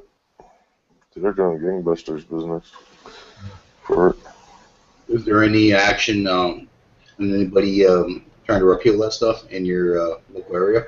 Oh yeah. They're not getting much headway. Oh, Second Amendment Foundation already filed the first court brief or whatever. Whenever you start a lawsuit. It doesn't have a whole lot of support. So. Well, the problem is the people that were named in that first lawsuit hadn't actually been fined or stopped from doing anything. They don't have any standing. So they don't have any standing, which, sucks. So we got to wait for somebody to get damaged first. Yeah, someone has to be damaged before they'll have standing, so that's the problem. How's that organization? I think if anybody really has a legitimate beef, we don't have a big enough pool of them, and they don't have a big enough pool of money to participate. But we created a de facto ban on people aged 18 to 21 because before they could private party buy a pistol and lawfully own it in Washington without going through an FFL. But now, because it has to be an FFL transfer, they can't own pistols anymore. So they'd have almost a legitimate case for being asked out because of it. 18-year-olds should be able to, if we could convince enough people that 18-year-olds should be able to buy guns, but that's an uphill battle. When you're talking about But they're old enough to shoot guns in the military, though, right? Yeah, but most people don't go from like 2 negatives make a positive thing. I don't agree that they should be in the fucking military at 18 years old. Well, talking about that guy, that group that's trying to fight for you, have they contacted Sean and his group in Florida, concealed carry or whatever his group is? Because he was talking about their night that they try to reach out and try to network with people that need help. And Are you talking about the Second Amendment Foundation? Yes. Yeah, and they're pretty good about at least when I was talking to him the other night, he's like, yeah, well, we try to do what we can. Obviously, there's some things that are not always possible, but coordinating with somebody like that would be pretty interesting and see what they can do for you. Alan seems like a pretty nice guy, but I bet you he's an off-the-chain pit bull when it comes to being a lawyer. Yeah, I don't know. I'm in the middle of the road with Second Amendment Foundation. I've heard from some local gun groups that he basically railroaded out of stuff or whatever, that he wants all of the action, if you will, for the Second Amendment related stuff, no matter who gets in his way, type of thing. But if you're hearing that from somebody who also wants the spotlight and didn't get the spotlight, you got to take that with a grain of salt. Right, that's what I was getting ready to qualify. And he has a record of getting stuff done, though, too. That's the other thing about the Second Amendment Foundation. They do make shit happen. Yeah, they're doing really good casework in California. They've got stuff through in D.C. Illinois. They're working in Illinois, Jersey. I mean,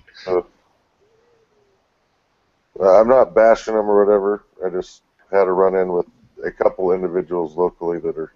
Heard what you heard. You heard what you heard. I heard what I heard. You have to learn to also be in the middle sometimes with people to help the cause. That being said, I have given financial support to Second Amendment Foundation.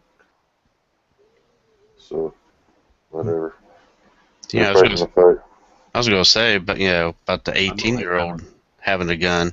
I mean, what happens if, like, a dad wants to give his son, who might be 19 or 20, a gun? I mean, they wouldn't be able to transfer it. Yeah, there is some very... How does that work, Yankee? Because it's been a while since I read through it, but there was supposed to be some allowances for family, but it could go from like father to son, but you can't go husband to wife or something like that. Like nephews or cousins, it's got to be father. It's got to be direct lineage. Right, but there wasn't even a stipulation for spouses, as far as I know, because there was a couple people. No, it doesn't need to be. There doesn't need to be one for spouses, according to the Washington state law, because there's an understanding that if anything ever happens to one, that their property becomes the other person's property automatically. So. Right. So, we're still sort of sorting through all the fallout from it. In Oregon's... Like, if you died tomorrow, your wife owns everything you own. Your children have no right to it whatsoever, unless you specify in a will that they have right to it. And it's not something that falls under her ownership through state law. Right. Like, you can't say, I'm dying tomorrow and my kids get the house. No, Washington state law would say, no, the house goes to your wife because she has joint ownership of it. And she That kind of sounds like the kind of stuff that can divide up a family, though. That kind of... Oh, it can, yeah. It does. So you can just leave all the stuff to me, and then that alleviates all that problem. Well, that's the way it pretty much is legally anyway when you get married. That's one of the things of marriage. You pretty much, like, say, if your spouse dies, they can't just leave everything you own jointly to somebody else. It's your property. You have to agree to anything they transfer in a will if you're still living. Yeah. So, like, your husband can't die and leave his mistress everything. It would belong to the wife, and she could null and void his will because it's her property. That she can fight my father for the beneficiary. Yep. Alright, so now we can get off of the dying part. That's just too depressing right now. But anyhow, so Oregon is fighting their battle still. They're trying to recall 3 of the people that are pushing the legislation through, which is actually starting to draw some support. And last I heard, gosh, it's almost like 3/4 of the counties have all signed on with some sort of formal statement to the state saying, if you pass this, 594-ish like law, that we're not even going to enforce it because we're not asking for it. We don't want it. The people are telling us we don't want it. Just don't do it. So we'll see how it goes. And it looks like they're close to killing it in the House. Was it the House of Representatives? Because I think it went through their state senate. And if it dies there, Moms to Ban Action is already planning on trying to do the initiative process on the next go around if they don't get it through there. So that battle's long from being over. Which is how I thought they would do it to begin with, because no politician wants to be the politician that sponsors it. Well, they figured it was going to cost them less money if they could just get the politicians on board. And it would have cost them less money, but now they're just going to have to fight really hard for it. I just hope that enough Oregonians aren't undereducated voters and fall for the same pitfall that we had, where we had 2 competing initiatives and they voted for the pro-gun one and the anti-gun one at the same time. If it goes to ballot initiative, it'll pass. In Oregon, yeah, pretty sure. If they package it up. That's the reason it passed here, is because legislators didn't have to put their fingerprints on it. It got passed by a vote of the people. Yeah. What ginned up the whole situation to really get this movement behind these new gun laws in your area? Yeah. I mean, that's nothing.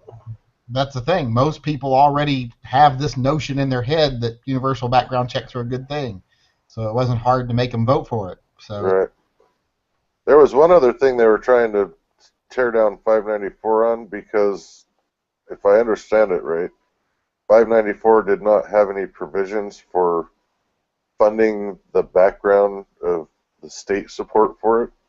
And all the agencies are saying it's going to cost us tons of time and energy with already strained resources to administer this initiative, and there was no money provisions in it for enacting it, if you will. So it could still sort of cripple and die on that point. Because I know that, was it the Clark County Sheriff's Office figured to get all their officers trained and all the shit they wanted to do was going to take, oh god, it was a huge amount of money to do it, because the state wasn't going to provide any training. So they're looking at having to outsource the training and all that stuff. So that's one of the things that they were crying out here with the concealed carry stuff that was trying to go through. And Hawaii was talking about it a little bit the other day with the Peruta, but it's more the Kealoha versus Baker. That was the one that actually was the police chief in Honolulu and all that. And that's one of the things that they're crying about. Right, man. Well, who's going to pay for it? What level of training and this and that? So I mean, they were already trying to weasel out of it to start with. Yeah, I don't know. I think Hawaii's going to go the way of a couple other states if the National Reciprocity Act gets passed, in that once other people from other states can travel in your state with firearms, there'll be enough outcry that the politicians are just going to have to cave. That's my hope, anyways. Well, if that one thing that they was going up to the appellate, if that passes, that's, that would be precedent, and they would actually have to do something before that, technically. Mm-hmm. We're rooting for you. For sure.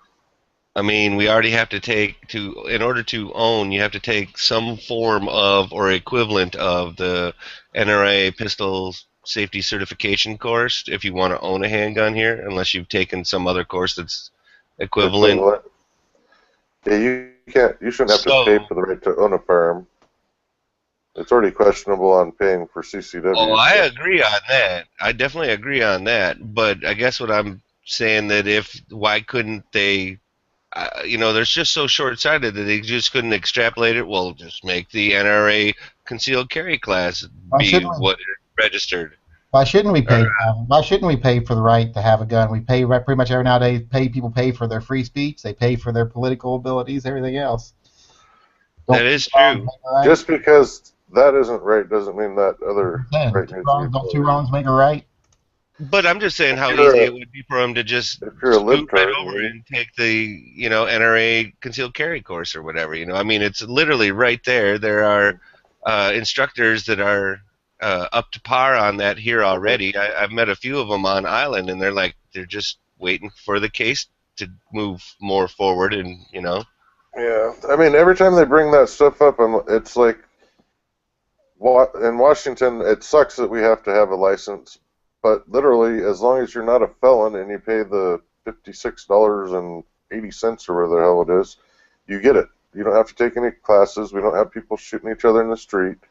No, so that's why I always said I would support training if there was some evidence that training prevented people from having or making mistakes.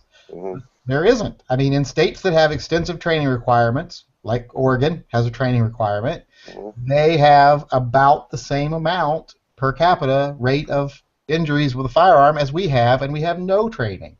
So training obviously isn't playing a big factor in whether people have negligent discharges or mishandling of their firearms. Now, there is a background to that you won't win or you won't be able to prove to the anti-gun community, but most responsible citizens, whether the state requires it or not, are going to get training. Well, that was what I was going to ask. I don't think they do. I don't think that it should be mandatory, but I definitely think that it's a good idea. I don't even agree with. I mean, I agree it's a good idea, but I don't even agree with that most people will. The vast majority of people I know that have owned guns in my life have had zero training outside of what their father, their uncle, their grandpa told them, and every single one of them handles a firearm just fine. They learn the 4 basic rules. Why do people get any kind of further training? So, I mean, training is always a great thing if you want to advance your skills, but I will always support the idea that the basic citizen with basic common sense and basic, levels of responsibility can safely handle a firearm, can safely use a firearm. I would agree with that.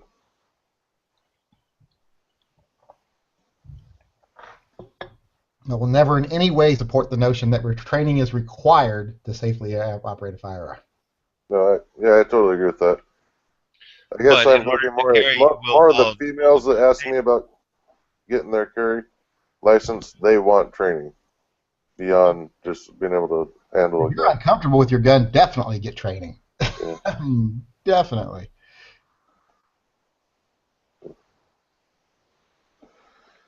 Always familiarize yourself with your tool. My only advice is don't get the training from your spouse. It's just going to lead to marriage problems. Well, and it won't be very objective. I mean, unless your husband or wife happens to be an instructor. I mean... Yeah, but those aren't the people that are coming to me asking for... No, I agree with you on that. Definitely not. Definitely not.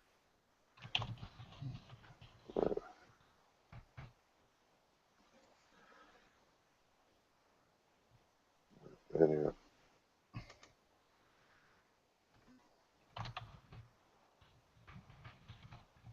So what was that gun that Matt put up that everybody's all talking about?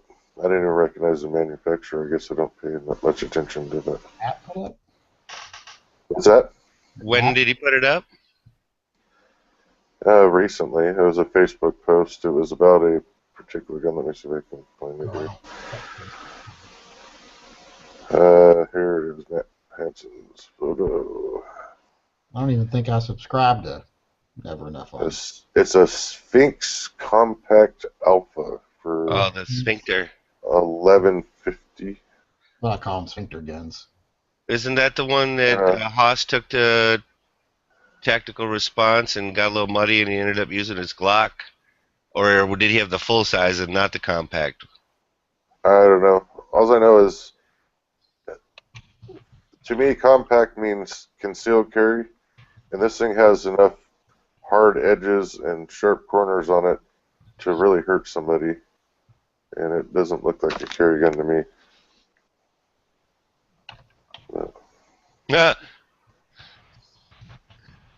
And this looks like a lot of pressure points waiting to dig into my ribs. G-Web knows more about that than I do. Might be able to use that Picatinny as a tree saw, limb saw. Make it even more utilitarian. I thought the Sphinx guns, when I handled them, I'm just like, what a big, clunky gun. I was gonna try and have lunch with Toss when I was down this direction, but isn't that like I wrote it over on the side? Yeah, but Haas and I were gonna try and do lunch or something together, but he was gearing up to go back to the mine place. I haven't seen him since January. So, what gun are you talking about? The Sphinx. Matt was talking about the Sphinx Compact, and we were just kind of all talking about that. Isn't that the one you were telling me about, the little story between Haas and that gun? Yeah, he had one. Yeah. I think he got rid of it. Yeah. Mm-hmm. It was a big gun. It's like a CZ, right? Yeah.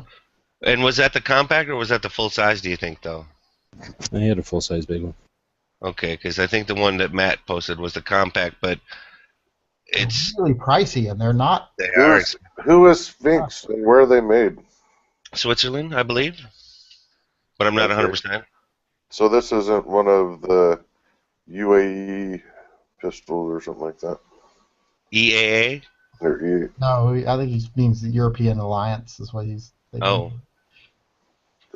The United Emirates, whatever the hell, the people that make. United. You're talking the Middle Eastern. Mechanic. Yeah. Well, that's a Caracal, right? Yeah, the Caracal. There you go. It's UAE. Yeah. Then there's the Turkish guns, like United Arab Emirates. That's what it is. Then there's the Turkish guns, like the Canics. That's the ISIS gun. Support ISIS, buy a Canic. And yes, I believe this. Yeah, the Sphinx is Swiss. I don't know why they don't use that in their advertising.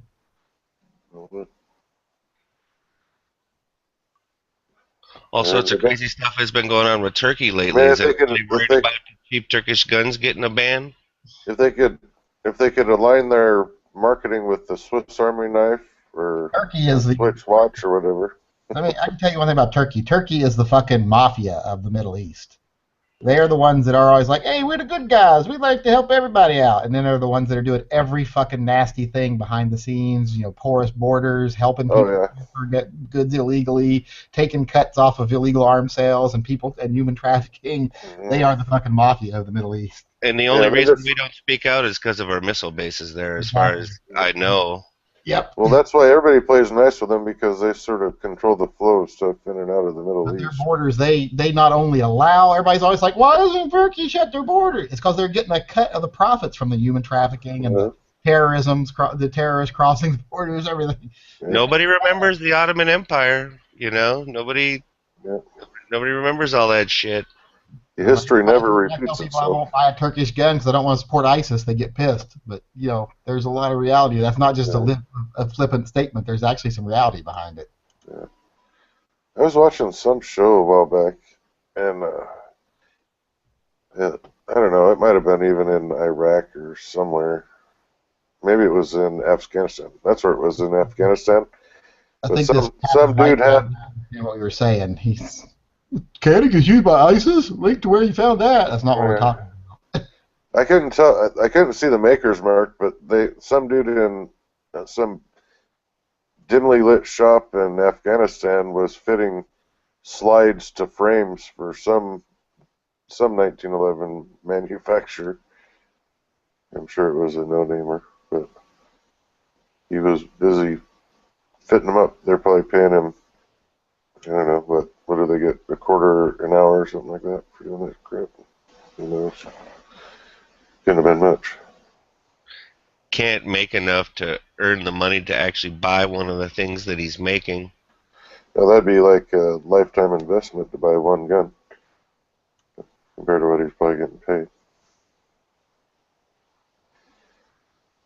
It's unfortunate. If I knew which manufacturer it was, I'd recommend it against buying them, but like I said, I couldn't make the maker's mark out when I saw it on video. But I could definitely tell what he was doing.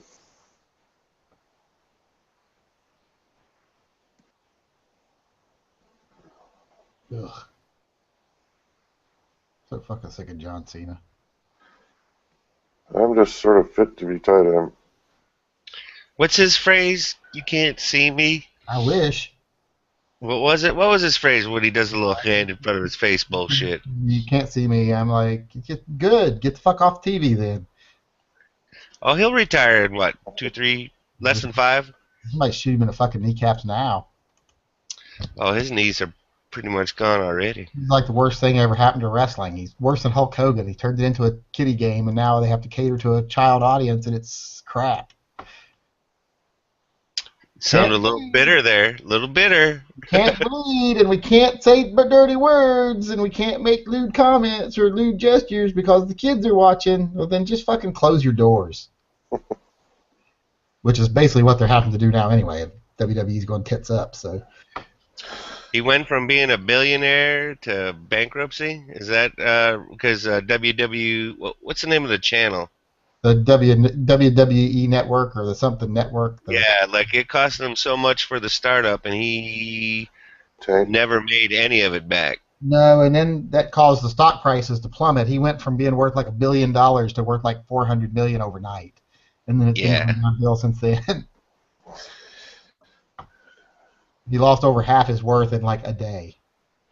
Well, and some of the other older former wrestlers and stuff like that, aren't they in a class action against him about health care or something to that effect? There's all kinds of shit like that going on behind the scenes. But there usually is, and they can usually weather that. But it's just they had to try to sell a product now to a market that's basically 12-year-olds, and it's not selling.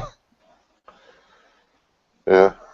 I mean, when you're marketing your crap to 12-year-olds, who's going to pay your $30 a month subscription to your TV network? Yeah. Right.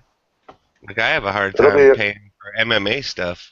Yeah. I mean, I enjoy it. Well, the way it's headed, all that stuff because I've started having the feeling that stuff's almost as fixed as boxing now. I don't know about that, but the way that the cable companies are getting ready to go, they're going to get basically taken over by direct marketing via the internet.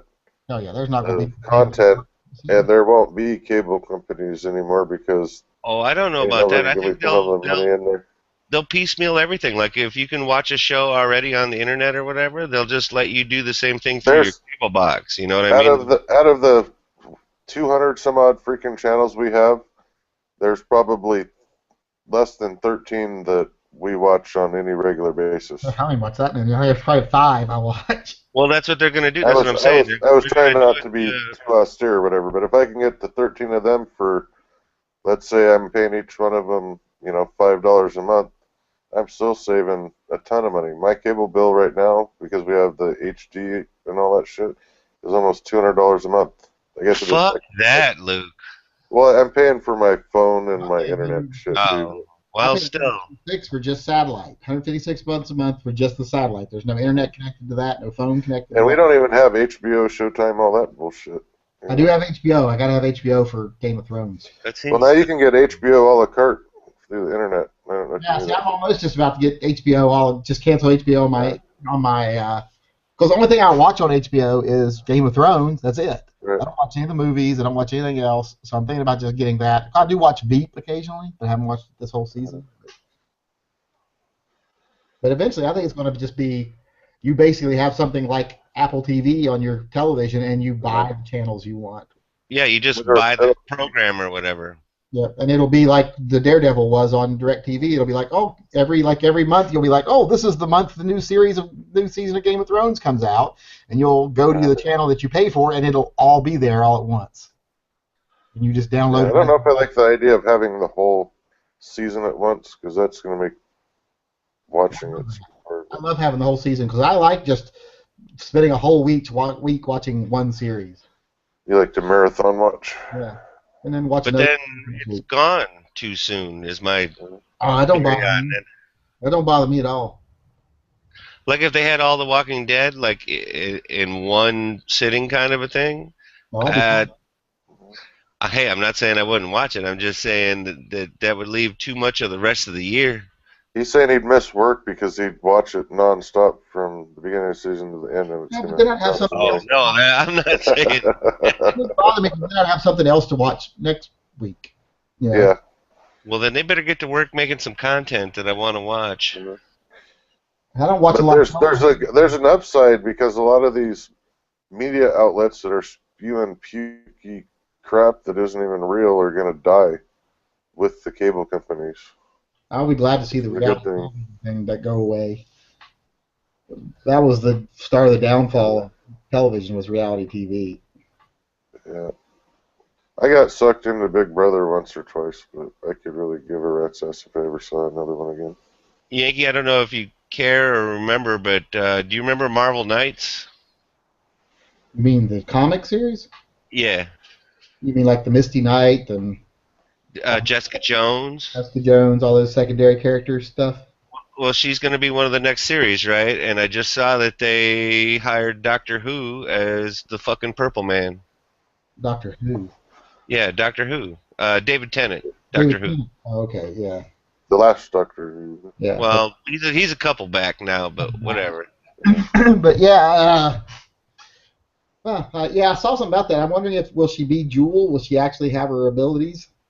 They were trying. What I saw today was they were kind of. It's like it's going to be more like a crime drama, is what they were trying to say. So basically, maybe it's after she's kind of already had her powers, but again, is a detective sort of, but she works with Misty Knight and all of them occasionally, but she's got superpowers. I mean, she can fly, she can bench press a Buick over her head. She's strong. Yeah.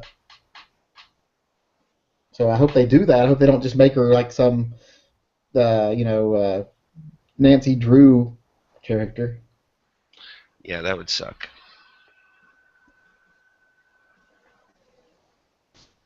She's got a degree of invulnerability. She's strong. She can fly. She's got powers. She can make babies for Luke Cage. Yeah, she can have little biracial super babies. It's a good thing she's got superpower because that thing probably came out like a rock. He's probably got steel hard skin and. Yeah, don't they have a daughter? I thought they did. I thought that was whole part of the problem with some of the other stuff that happens later. Yeah. But anyway, back to guns. Now you got me wondering if Luke Cage will show up on the show. Oh, he's going to have his own thing. That's the whole thing from this Netflix. It's supposed to be Daredevil, and then it's supposed to be like Jessica Jones, and then some form of Power Man and Iron Fist, right?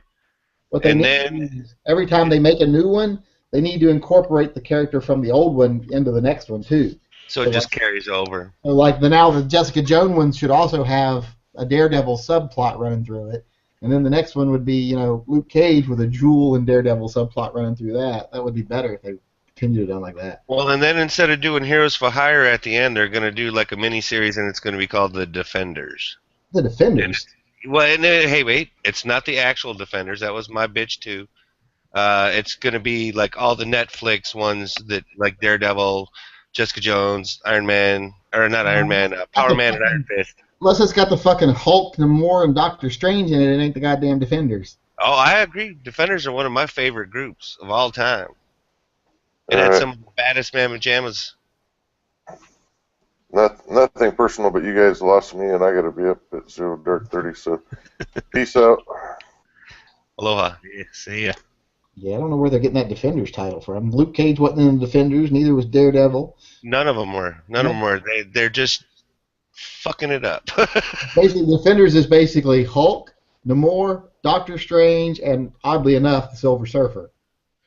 Well, and then also Valkyrie, Moondragon, Gargoyle. That's later when you get Valkyrie, Patsy Cline, and Gargoyle. All those are later editions. Yeah. But they're still part of my favorites. I always liked them better than the Avengers. And even the X-Men, actually. They always had more interesting shit they were going through. They're basically the new Defenders, the ones with the... Yeah, with Valkyrie and all that, and Gargoyle. That's when like Damien Hellstrom and all those people started coming around.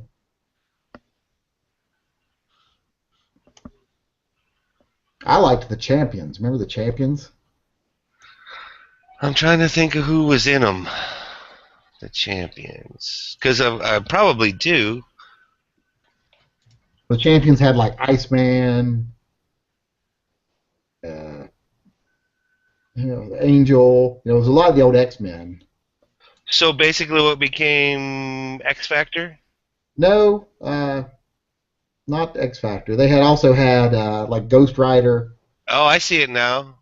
Yeah, and Hercules, right? Hercules. No, Hercules wasn't in it.